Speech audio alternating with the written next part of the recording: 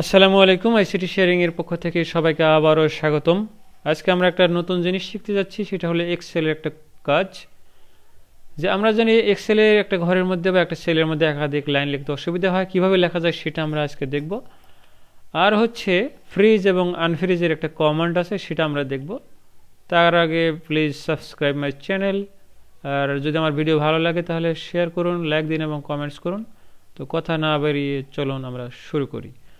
তো আমরা মনে করি কোনো একটা এক্সেল একটা ফাইল ওপেন করি। আমরা সাপোজ একটা এক্সেলের ফাইল ওপেন করলাম।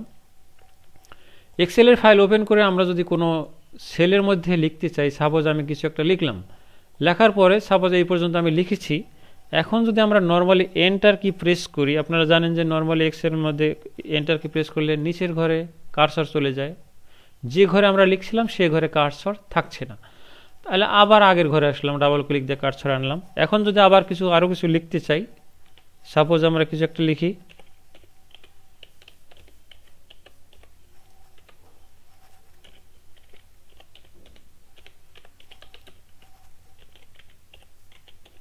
দেখুন আমরা যত লিখছি তত এক ঘর থেকে অন্য ঘরে চলে যাচ্ছে, এরিয়া থাকছে না, ঠিক থাকছে না, এক ঘর থেকে অন্য ঘরের মধ্যে চলে যাচ্ছে।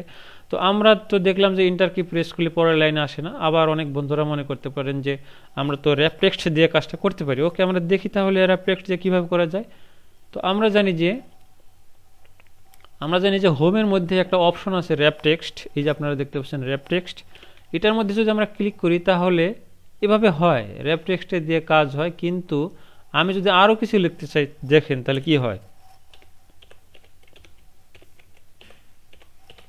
লিখলাম, দেখেন আমি যেমনটি চাচ্ছি, ইনস্ট্রাক্টর আইসিটি অথবা কম্পিউটার সায়েন্স পদবি পরের লাইনে আসবে, কিন্তু সেভাবে আসছে না। তার মানে র্যাপ টেক্সটে দ্বিতীয় লাইনে আসে, বাট আমাদের ইচ্ছা মতো আসে না। তাহলে আমরা র্যাপ টেক্সট বাদ দিলাম। র্যাপ টেক্সট বাদ দিয়ে সাপোজ আমি আমার নামের পরে কার্সর রাখলাম, ডাবল ক্লিক দিয়ে কার্সর আসে, আপনারা জানেন, ডাবল ক্লিক দিয়ে আনলাম। এখন আমরা এন্টার কি চাপলেই তো পরের ঘরে আমাদের কার্সর চলে যাচ্ছে, নিচের লাইনে কিন্তু লেখাগুলো আসছে না। সেক্ষেত্রে আমরা কি করব, তাহলে আমরা দেখি একই সেলে একাধিক লাইন লেখার সময় কি করব, আমরা ওয়াল্টার কি চেপে ধরে এন্টার চাপবো। তার মানে আমাদের একটা নতুন জিনিস জানা হয়ে গেল, ওয়াল্টার কি চেপে ধরতে হবে, ধরলাম, এন্টার চাপলাম, দেখলাম ইচ্ছা মতো আমাদের নিচের লাইনে চলে আসলো। আবার সাপোজ পিটিআই নাটোর থেকে আমাদের নিচের লাইনে আসবে, ওয়াল্টার চেপে ধরলাম, এন্টার চাপলাম, পরের লাইনে চলে আসলো।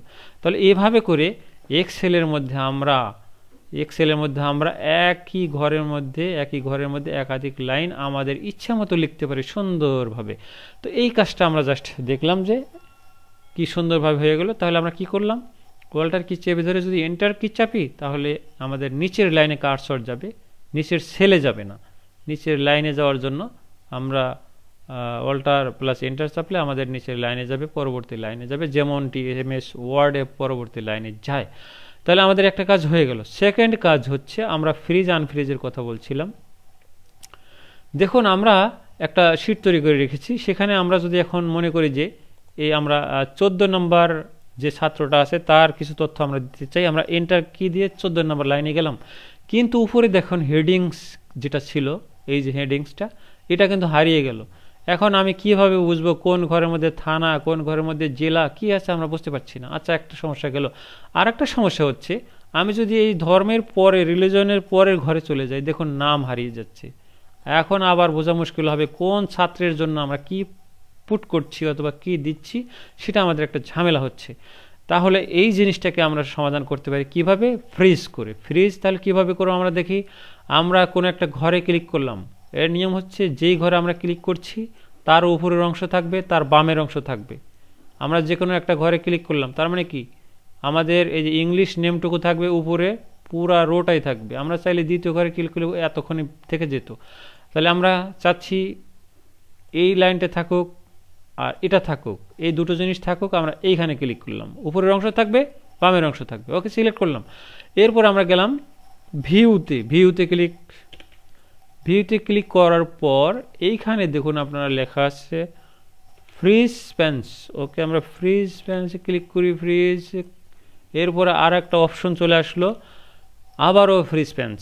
ওকে, আমরা ফ্রিজ স্প্যান্সে ক্লিক করলাম, ক্লিক, কাজ শেষ হয়ে গেল। আমরা যদি এবার মাউসের চাকাকে ঘোরাই, দেখুন আমাদের প্রথম লাইন কিন্তু আর চলে যাচ্ছে না। এবার যদি আমরা স্ক্রল বারকে ডান দিকে নিয়ে যাই, দেখুন ইংলিশ নেম কিন্তু চলে যাচ্ছে না।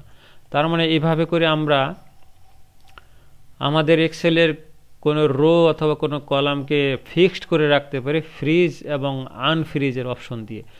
এখন যদি কেউ মনে করে যে আমার কাজ শেষ, আমি এখন আনফ্রিজ করে ফেলতে চাই, ফ্রিজ তো হয়েই আছে, এই যে আপনারা দেখতে পাচ্ছেন, এখন আনফ্রিজ করতে চাই, তো যে কোনো জায়গায় কার্সর রাখলেই হবে। আবার ভিউতে ক্লিক করার পরে আবার ফ্রিজ প্যান্সে ক্লিক করার পর এই যে আপনারা দেখেন আনফ্রিজ প্যান্স, এখানে কিন্তু আগে আনফ্রিজ ছিল না, ফ্রিজ ছিল, আমরা আনফ্রিজ করে দিলাম, দেখুন আগের মতো হয়ে গেল। এই হলো আমাদের দুটো কাজ, একই সেলের মধ্যে একাধিক লাইন লেখা এবং কাজের সুবিধার্থে ফ্রিজ এবং আনফ্রিজ অপশনটা করা। তো আশা করি সকলেই বুঝতে পেরেছেন, আপনাদের কাজেও লাগবে আশা করছি। তো আমার ভিডিও যদি ভালো লাগে, আরও কিছু জানার কোনো ইচ্ছা থাকে, আপনাদের জানার আগ্রহ থাকে অথবা জানার কিছু জিজ্ঞাসা থাকে, আপনারা আমাকে কমেন্টসে জানাতে পারেন। আর আপনাদের প্রতি রিকোয়েস্ট, আমার চ্যানেলকে সাবস্ক্রাইব করুন, আর ভিডিও ভালো লাগলে শেয়ার করুন, অপর মানুষের উপকার হবে, আর লাইক দিন এবং কমেন্টস করুন।